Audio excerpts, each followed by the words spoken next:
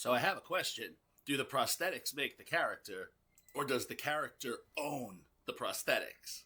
A question we always wonder when we see the complicated makeup processes, and today's artist has proven his mastery.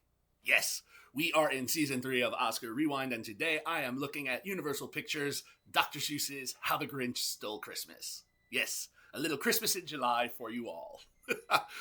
How the Grinch Stole Christmas, written by Jeffrey Price and Peter S. Seaman, based on the classic book by Dr. Seuss and directed by Ron Howard, was released in November of 2000. What's up, everybody? Cinephile Mike here, and it's a new episode of Oscar Rewind, where I look back at the films of this past year's Oscar nominees and winners. Make sure you hit the subscribe button so you don't miss any of these throwbacks. Today, we are starting to wrap up Chapter 4, designed for the big screen. This chapter was focused on the production, the costume, the makeup, and the hair design nominees that thrilled our eyes all of last Oscar season. And today, we look at the stunning prosthetic work of Kazu Hiro, a 2-time Oscar winner for Best Makeup who earned his 6th nomination this year for his work on The Smashing Machine, having previously won for 2017's The Darkest Hour and 2019's Bombshell. Sneak preview, Bombshell will be coming later this season. If you've never seen How the Grinch Stole Christmas, here's your quick spoiler-free setup. High above the cheerful town of Whoville lives the Grinch, played by a delightful scenery-chewing Jim Carrey. Bitter, cynical, and completely fed up with the holiday season, the Grinch spends his days isolated atop Mount Crumpet with his only loyal dog, Max, played by Kelly. Yes, dogs deserve their credit too. For company. Now, why does he hate Christmas so? Is it because his shoes are 2 sizes too tight? Or is it because his head wasn't screwed on just right? Sorry, I'll stop there, but I love that book. Meanwhile, down in Whoville, Christmas preparations are in full swing. Among the excited Whovians is Mayor Mayhew, played by Jeffrey Tambor, his girlfriend Martha May Whovier, played by Christine Baranski, and the Lou Who family. Lou, played by Bill Irwin, and Betty, played by Molly Shannon, and their sons, Stu and Drew, played by TJ Thine and Jeremy Howard. But then at their heels, beginning to wonder about this whole Christmas thing, is their 3rd child, their daughter, precocious Cindy Lou, played by Taylor Momsen. Now, as she asks a bunch of questions, the issue of the Grinch comes up, much to the dismay of the whole town. Undeterred, Cindy digs into his past and learns that the Grinch's relationship with Whoville stretches back decades, and that a series of painful childhood experiences may have shaped the man he has become. Hoping to bridge that divide, Cindy convinces the town to welcome him back into the festivities. And at first, things seem to be going well, until they're not. And then the Grinch will get revenge. This is one of those stories that even if you don't know all the details, you know it, right? And I'm going to say this right off the bat. Nothing tops the original animated short with Boris Karloff. It is 10 stars, an absolute perfection, and I challenge anyone who tells me otherwise. Okay, off my soapbox now. This film is fun, and it's one of those that is good to put on in the background while you're decorating for Christmas, especially if you've seen it.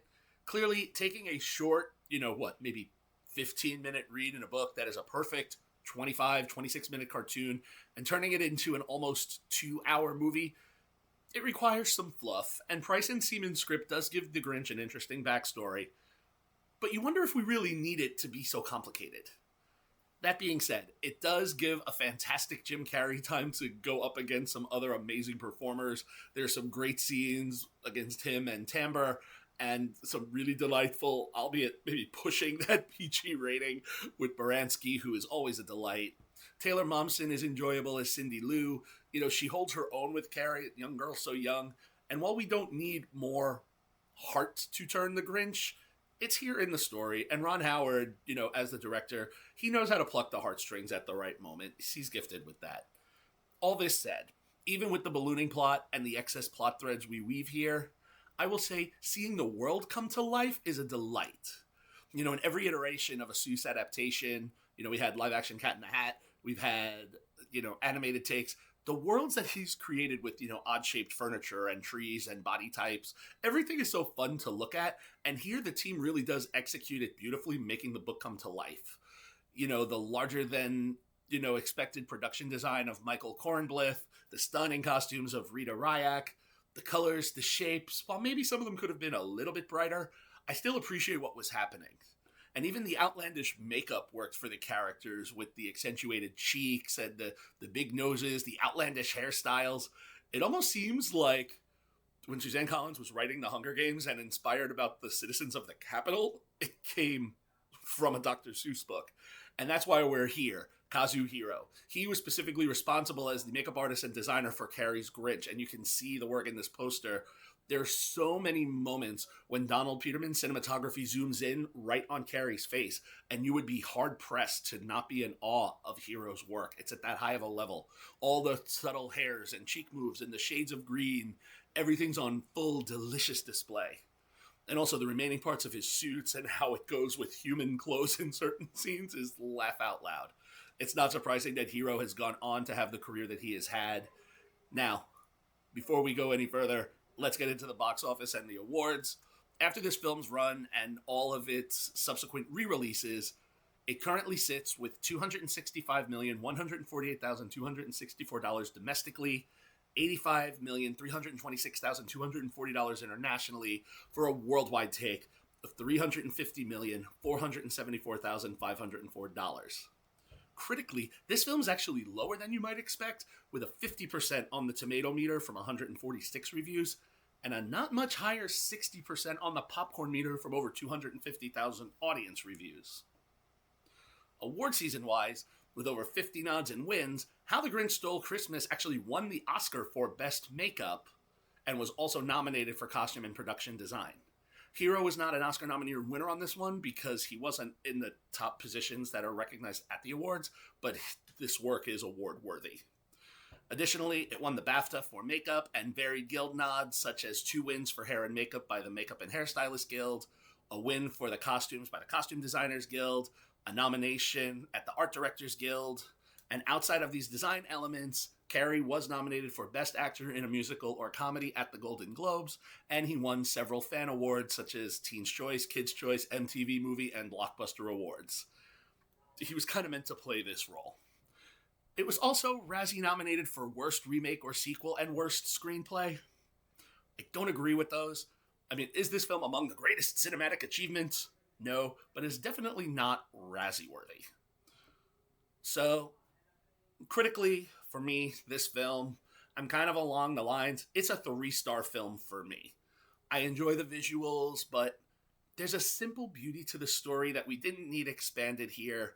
So aside from the 5-star visuals, 3.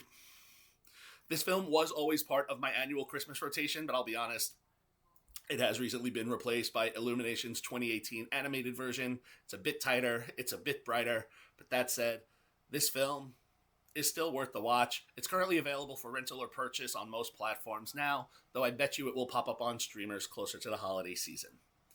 And that's it for episode 35 of Oscar Rewind Season 3.